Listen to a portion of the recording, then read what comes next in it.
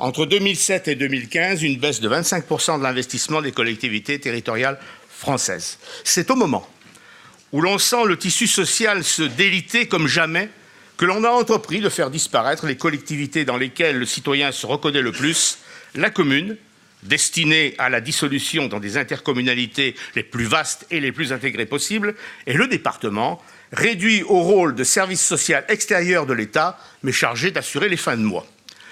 Si le projet n'a qu'en partie réussi, ce n'est pas faute d'avoir essayé.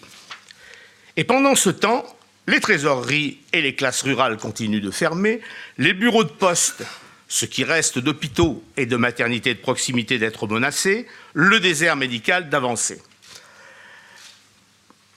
Quant au train des liaisons intercités, quand il passe, c'est généralement sans s'arrêter.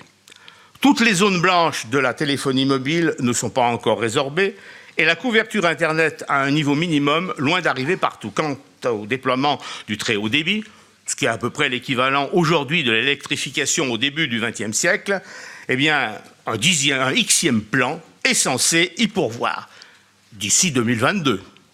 L'équipement de 90% des communes n'étant pas pris en charge par les opérateurs, il en coûtera 13 à 14 milliards aux collectivités avec une aide de l'État de 3 milliards. Rares sont d'ailleurs les services publics en zone rurale survivants sans que les collectivités, donc leurs contribuables, mettent la main à la poche. Elles financent même les politiques de l'État, réforme des rythmes scolaires, accessibilité, transition énergétique, j'en passe.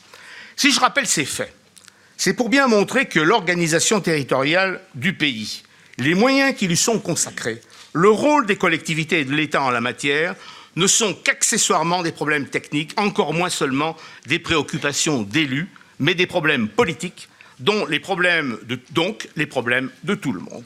Prétendre y répondre sans modifier les priorités budgétaires de l'État, en considérant le service public comme un service du cœur du business, comme il y a des restaurants du cœur, eh bien, c'est tout simplement se moquer du monde. Telle est en tout